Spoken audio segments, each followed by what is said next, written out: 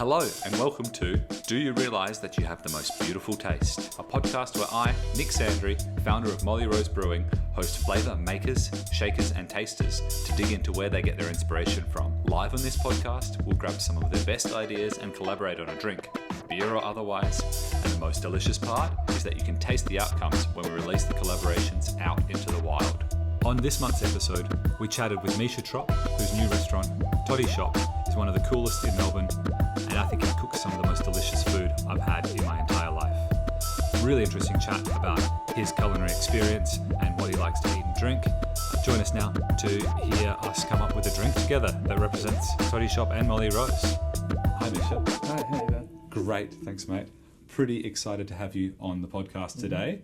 I'd like to kick off today with a bit of an icebreaker and ask you about your earliest food memory. I think my earliest food memory was my mum used to be quite unwell, and so growing up I was in the kitchen from like 2-3 years old, like cutting up apples and like making stewed apple. And then I got a little bit older and my dad was always working in kitchens, so I'd join him in the kitchen from like 6 or 7. I'd be there peeling pumpkin or like prepping coriander and doing little bits and pieces, and that was, I guess, when you're young, being with your parents is like all you want to do. So I grew up around the kitchen and cooking and being involved in food. What kind of food was your dad cooking? So Dad was a hippie who was a gold and silversmith until gold deregulated in the 70s, and it went from $30 an ounce to $400 an ounce overnight. None of his friends could afford it anymore. So he pivoted and started cooking. It started with fruitcakes that he sold to David Jones and Myers. And then being a hippie, it morphed into some pretty weird businesses. Low cholesterol cakes, which turned into tofu tarts. And he made cakes out of a tofu factory out in Chilsyth. And that morphed into Veggie Curry Man, which was like ashram style Indian food cooked in bulk and packaged that he sold at markets, events. And so I grew up around those businesses, I guess. Absolutely. So food businesses are just what you've lived with your whole life. Totally. I moved away from the hippie thing, but yeah, I've always been around food. One of the main parts of our podcast is to kind of get together and make a drink. We're going to make a vermouth, which I'm really excited about. I'm also very excited. It's my first vermouth collab. Should we try some vermouth? I would love to. And while I'm pouring this out, do you want to just run me through again why you wanted a vermouth? Yeah, totally. So at Toddy Shop, we have a bar program where we kind of work with traditional cocktails and ideas and then try and find an Indian influence. So some good examples of that is we do a gulkan sour where we flavour a vermouth with rhubarb, and it's with gulkan, lime, and some gin. And the gulkan is a rose jam. Yep. And like it works beautifully. It's really well balanced, and it's a traditional drink. And all you've done is taken one flavour that's very Indian, that's very recognisably Indian, and married it over something that already exists. Cool. Well, I guess vermouth is kind of like a built cocktail anyway. Totally. And so we're just going to take those base characters of vermouth and layer in some really interesting spices and botanicals. Yeah. So the first one we're tasting here is Cocchi Americano. Smell citrus. Yep. Gentian, heavy gentian. It's kind of semi-sweet, but still got a really nice bitterness to it. This is one of my favourite on ice with a slice, and you go, oh wow, that's absolutely delicious. Does it have almost a bit of pine in there? It's very cool. Oh, it's got ingredients at the back. Look at that, we can copy it. What has it got? Gentian, cinchona, wormwood, bitter orange. That's from Piedmont in Italy. That's beautiful. Now, you mentioned the other day, I'm going to bring this up. You don't like IPA with Indian food? Yeah, so I love IPAs. I think they're really great. I find anything bitter with Indian food highlights spice. It clashes. Yep. So a hazy IPA is great. Yep. Something a bit lighter, not too much hops. where I find some of like the traditional IPAs really bitter and it makes the bitterness highlighted and it makes the spice highlighted. Yep. And they clash. Yeah, Absolutely. totally. Yeah, definitely. I think you're on the money there. I was worried because I think that hoppy, citrusy, piney flavours go fantastically with chili and spice. And I think they contrast and they manage to cut each other really well and lift each other. So when you said that, I was really sad. Totally. I think it's more that a little bit is really nice, and it can add complexity. I think it's when you have IPAs where like it's a dominant flavour that it struggles and competes. Yeah, totally. When did you make the transition to creative cooking? I wanted to be creative a long time before I was able to be creative. I started doing Indian pop-ups and events and was trying to do things that wasn't quite executing. And a mentor of mine, Laura Neville, suggested that I start chefing properly in restaurants. Florian Ribble, who now owns Vex up the road in Westgarth, he was my first head chef, and like that was a big change because all of a sudden I realised I'd spent my whole life around kitchens and knew nothing. And it was like starting and relearning a whole career again. And then that was maybe 8-9 years ago, and since then I've fully transitioned to cooking Indian food full time. What inspired that transition to Indian food? I grew up around bits of it, obviously, with like dad cooking ashram food and mum cooking a little bit of Kerala food. Being in your 20s, a lot of what you're trying to search for is identity and meaning, and I started looking into my Indian heritage and starting to learn about how to cook things. I started doing dosa at Queen Vic Night Market and would serve like 800 dosas in a night. And it was pretty wild. That is wild. Over time, I went from knowing nothing to learning a little bit, and I still don't know that much, but I know a lot more than, say, I did 9-10 years ago. And it's just it's such a vast cuisine that even in 10-20 years' time, I still won't know very much. Yeah, that's pretty cool. Yeah. Are you talking about Kerala food specifically, or Indian food on a whole? I'd say Indian food on a whole.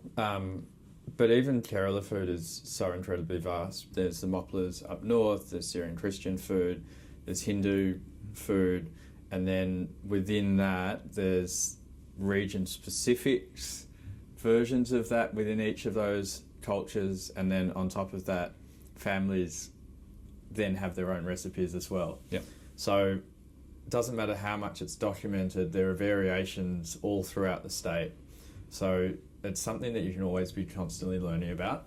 I've eaten, you did a pop-up with your dosa here at the brewery. I've eaten your food at Toddy Shop. I've eaten it a few times, had your buttered chicken. Yep. And I don't think I've ever eaten food from a chef that is so exclusively well balanced that in no dish have I been able to pick out any element that isn't integrated in the dish and that doesn't play a perfect role in balance. Totally. So when you're coming up with your dishes, are you trying to follow an authentic memory, an authentic recipe, or are you trying to make something there and then based on everything? What's your goal when you're making all these different dishes? I think it really depends on what the offering is. So say, for example, at Toddy Shop is purely about taking dishes that I've eaten and learnt in Kerala and trying to replicate them to the best of my ability here in Australia. There's some little bits that get in the way of replication, onions being irrigated and being full of water and not frying properly, ginger and garlic being different, the quality of spices imported. So then it's trying to find workarounds to get as close to what I've cooked and eaten in Kerala. Then say, for example, if we're doing a more modern version of Indian food, which is not necessarily better, but leaves you some freedom for creativity, it's taking parts of what I've learned in India and then putting them into a context that's Australian. My version of that is still very traditional in that I don't take it very far away. Like, for example, a good example of that is pathiri. If I make pathiri, I pan fry it in ghee. In India, it's steamed. Yep. And so, like, people will call it modern, but there's not that much of a difference. It's like, it's still traditional cooking methods. It's still the heart of the same recipe. I've just treated it slightly differently. Most of the time, it's replication of memory. Yeah. But on occasion, I stray from that. Should we go into the Maiden Eye Nocturne next? Definitely. Which is an Amaro, not a Vermouth. They're very similar. I'm not by no means an expert. I think Amaros are more on the bitter side, and they're generally higher in alcohol. Yep. Don't know the textbook definition difference. So Maiden Eye, Victorian producers. I drank a lot of Maiden Eye when I worked at the Rochi. It was my go-to drink after work. It's absolutely delicious. So they use Australian botanicals. So they're doing what we're talking about doing with Indian spices over the top of the vermouth. They do that with Australian botanicals, and I think they do it fantastically. This is much more savoury. Yum. Also, this is just a great way to spend a Thursday morning tasting Totally. vermouths. That's delicious. Is that strawberry gum? Tastes like it. Yeah. Eucalyptus, Rivermint. black truffles. I get a menthol-y thing in there as well. I don't know how to preface this. Butter chicken. It's great. It's tasty. Everyone loves it. Yeah. In terms of why cook butter chicken, where does it sit in the world? All of it. Now, as a white person, I can say it's the most white person loved Yeah, Indian food. But I freaking love it because it's delicious. totally. I hated it for years. I swore I would never cook it, which then one day for work I had to cook it. And once I started cooking it, I did a really bad job of it. And then I got a little bit better. And over, I think, the space of 2 or 3 years, I went from cooking terrible butter chicken to cooking decent butter chicken, and got to the point where I thought it was pretty good. As a chef, if you cook something well and people like it, it's really enjoyable to do. So I now really enjoy cooking butter chicken. Yeah. It's complex, it's creamy, it's not too sweet, it's smoky because the chicken, you've got tandoori chicken pieces in it. There are multiple steps to go from start to end, and if you get it right, it's fucking tasty. Yeah. Yeah, awesome. Clears it all up. Totally. Now I can eat butter chicken. We can always eat butter chicken. Yeah. I can eat it guilt-free now. This is going to get maybe a little bit controversial. Yeah. But it's something that I like to talk to you about as a person with Indian heritage, cooking Indian food. Kerala heritage, cooking Kerala food. I am a Caucasian guy. I grew up in Australia.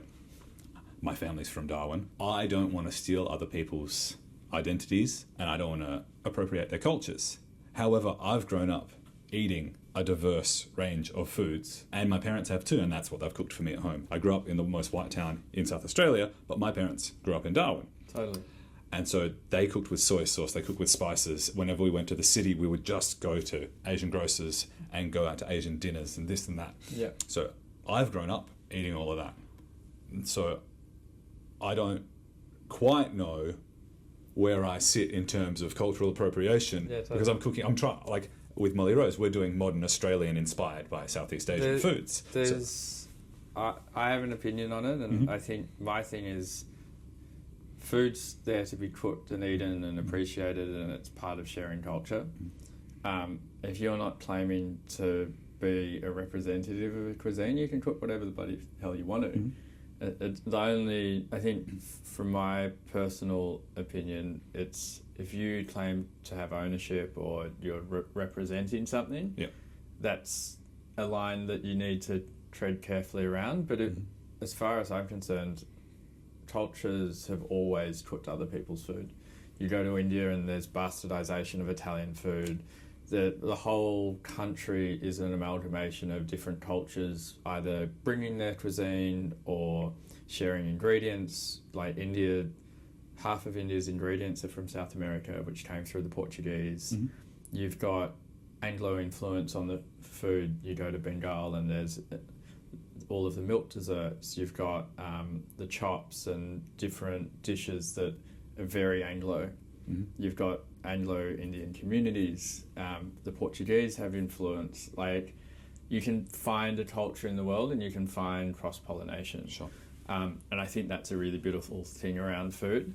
So you don't want to stop that, and you don't want to stop people appreciating other cuisines and other cultures, because it's a really great way of sharing. That makes sense. That makes sense. It's not how I'd been thinking about it, but it's something I struggle with. We've obviously got a diverse range of cultures who cook in our kitchen, a diverse range of experience. It's funny, Biggie, our old chef, had cooked at mainly Italian places, but he's from Thailand. Totally. So he's Italian trained, but he's from Thailand. And Jordan also very much from Malaysia, but cooked Italian food. Yeah. And so it's an interesting complexity. I mean, I love food, and I love beer and eating food and drinking beer and drinking great drinks. So I don't want to offend people. Yeah, totally. I think it doesn't matter what you do, someone will be offended. We've got another Australian Amaro, which is at 30% ABV. So strong. Yeah, stronger. Who makes this one? This is Autonomy, native Australian Amaro, using citrus and peppermint gum. So that higher alcohol, you can see there's a bit more legs to it. It's a bit more viscous. Well, eucalyptus. Oh, more to me like a fortified wine, that one. Tell me about Toddy. Not Toddy Shop, just Toddy. Toddy. So Toddy is one of the cheapest alcohols in the world. There are two ways of making toddy. One is from palmyra, which is a type of palm tree. Some people might know an ice apple. In Australia, you can get it in a can. Has like that similar flesh to, say, like a lychee. Oh yeah. But it doesn't taste like a lychee, obviously. That's one of them, and they tap the flour and the sap that they collect from that. They ferment, and the other one is from coconut palm, and they do the same. They tap the flour and they collect the sap, and that traditionally ferments over like half a day to 48 hours, and depending on where in that process is how alcoholic it is. So in Kerala, that's like drunk at the local shacks. Traditionally, it's a men thing. The men go sit at the shacks, they get drunk. They have touchings, which are like little spicy things to eat while they drink. And they have gone from being something that was very much just a man thing to like being popularized in Kerala culture. The food's incredible. You get like spicy fish curries, you get a lot of dry dishes, so like beef fry, dry duck dishes. I think the most incredible toddy shop I went to was just out of Kochi. We went for like a 45-minute drive, and you walk out through a rice paddy, through this paddy, and there's a little shack where they cook, and then you just sit out under these huts overlooking rice paddies. Everything was cooked for us, and it was incredible. Yeah, it sounds amazing. Yeah. And did you know you wanted to do a toddy shop when you were out there experiencing these things? Toddy shop was not something I'd planned on doing. I looked for a bunch of sites in the city. I signed 4 heads of agreement. I bought another restaurant up the top end of the city that I was going to refit and do a modern Indian restaurant. And after a year and a half of having things fall through, getting to like final stages and it not happening, I was like, I'm just going to do something simple and small, something that I can get off the ground easily and quickly. And the old Mono Exo site came about. And I was like, this is great. It's small. It doesn't need a huge amount of money invested to turn it into something new. And so I knew I wanted to open in 6 or 7 weeks. And I think I spent 2-3 weeks chatting through different options, making it more of a bar, purely doing dosa. And then I settled on Kerala food for 2 reasons. One, I love cooking it. And 2, it's something I've always wanted to do, but I didn't feel the market was big enough. And Mono Exo being 20 seats, it was like, doesn't matter what happens, 20 seats is low risk. Yep. That whole process from deciding I was doing a toddy shop to figuring out what it looked like was like 4 or 5 weeks. Great. And then we opened 3 weeks later. It looks fantastic. Thank you. Yeah, you did a great job. Yeah. I think you've got to remember that everything for Toddy Shop already existed. These things already exist in Kerala, so all it was trying to recreate memory, which is a lot easier than taking something and going, hey, I want to do something new. Why were you worried about doing a Kerala restaurant? So I took over the Rochi and served Kerala food, I think 2017 or 18, for a year and a half, which was kind of the start of my career and started people knowing that I was cooking Indian food in Melbourne after going from pop-ups to having something permanent. And it did really well for a while, but there was definitely this thing where it felt like people liked it but didn't necessarily come back regularly enough. We had our regulars, but there was a group of people who came and it wasn't enough to be like, hey, I feel like eating Indian food, and then it goes butter chicken. They just get fine butter chicken. Yeah. And I think since then 2 things have happened. One is people eat different cuisines a lot more, even like it had got a lot better 5 years ago, but like even now 5 years later we're changing very quickly, where what people eat is way more diverse than it's ever been. And my profile is quite different from what it was 5 years ago. So being able to get bums on seats is different now than it was 5 years ago. Yeah, fantastic. Yeah, I have noticed in the last 2 to 3 years that it's no longer Chinese food, it's Sichuan food. Yeah, totally. And no longer just Indian food, Kerala food, and there's a lot more regio-specific restaurants popping up. And the customer base is way more receptive to it. Yep. Yeah. Totally. Why do you think that is? It's the continuation of the MasterChef trend. It's migrants playing such a huge role in Australia now in terms of migrants are a big part of our culture, especially in the cities. Yep. Media has really changed how they talk about food. Some of it for good, some of it for bad, but the great thing about media at the moment is they're really focused on different cuisines and things outside of Western cuisines. Like you look at some of the celebrated chefs at the moment, there's like Sarai, there's T. Leard, Anchovy, they're like all of these multicultural chefs who are really kicking goals in Australia at the moment, and they're kind of doing some of the most interesting food at the moment too. Yeah, it's very cool stuff. Yeah. And the final one, we go back to Italy for Amaro Nannino. Has it got some kind of fruit in there? Doesn't say on the bottle, but I presume a bunch of citrus. They love a bit of diverse citrus in Italy. Maybe grapefruit? It's a lot of flavour in there. That's delish. Yeah, quite sticky. From tasting them and what you described to me as your goal for creating a vermouth to sit on your list, I was thinking somewhere in between the Maiden Eye and the Kochi. Yeah, I'm definitely feeling the same way. I can see this Kochi having like roasted turmeric notes and like being light but punchy. Yep. Yeah. Good acid. Great acid. Like we still want a lot of citrus to come through. Easy drinking. Yep. And a kind of a nice backbone of those traditional vermouth Totally. spices, botanicals, and then we can layer on top some beautiful kind of Indian spices that you brought in. Yeah, it'll be really interesting to play around with it. You're going to bring along another cool ingredient. We're talking about doing pink guava. Pink guava it's something that anyone from the subcontinent has a bit of a romance story with. Yeah, sounds fantastic. And we'll see about layering that in. Should we go down and have a look at the spices in the kitchen? Let's do it. Right.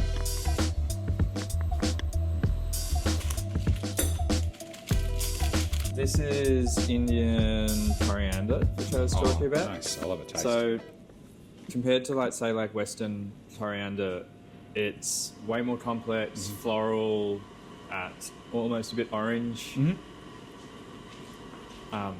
It's a totally different spice. Yeah,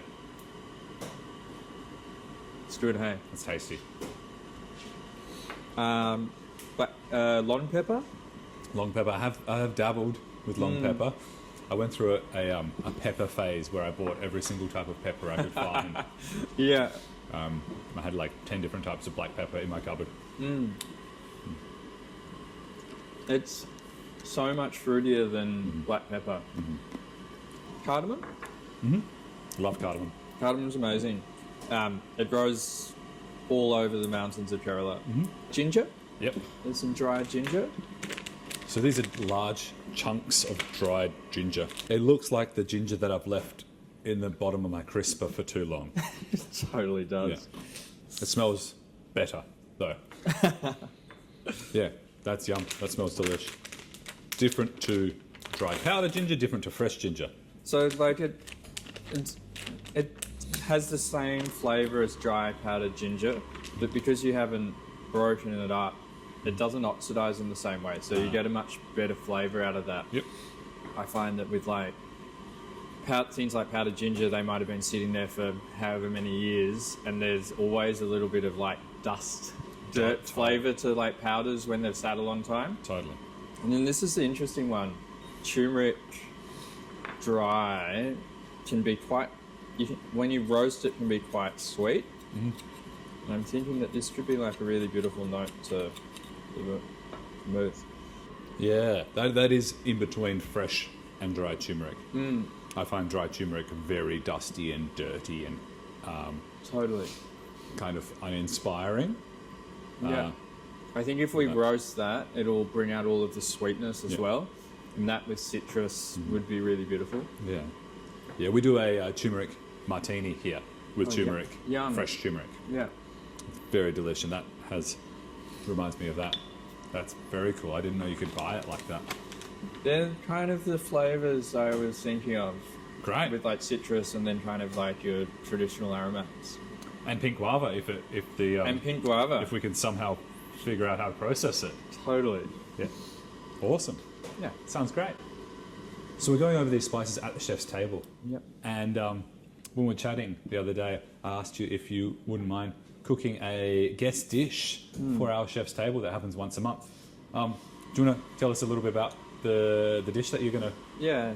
So this is inspired by a Bengali dish, Chindri Malai curry, which is basically large river prawns cooked in like a coconut milk curry. So what we're going to do is we're going to get beautiful large tiger prawns, probably Skull Island. Okay. We're going to make a prawn head oil and we'll split them open, brush them in a prawn head oil and grill them on the hibachi. Yep. And then on top of that, we'll cook a malai curry as the sauce to finish. So malai curry is onions that have been cooked down until they're almost like a caramel, with a little bit of turmeric, Kashmiri chili, ginger, sugar and salt. And then that's the base of a coconut curry. So Awesome. it's quite sweet and aromatic as a dish. Sounds great. Yeah. I want to say thank you very much. It's been an absolute pleasure chatting with you this morning about your history, about your passion, and really excited to make this vermouth with you. Thank you. I'm looking forward to it as well.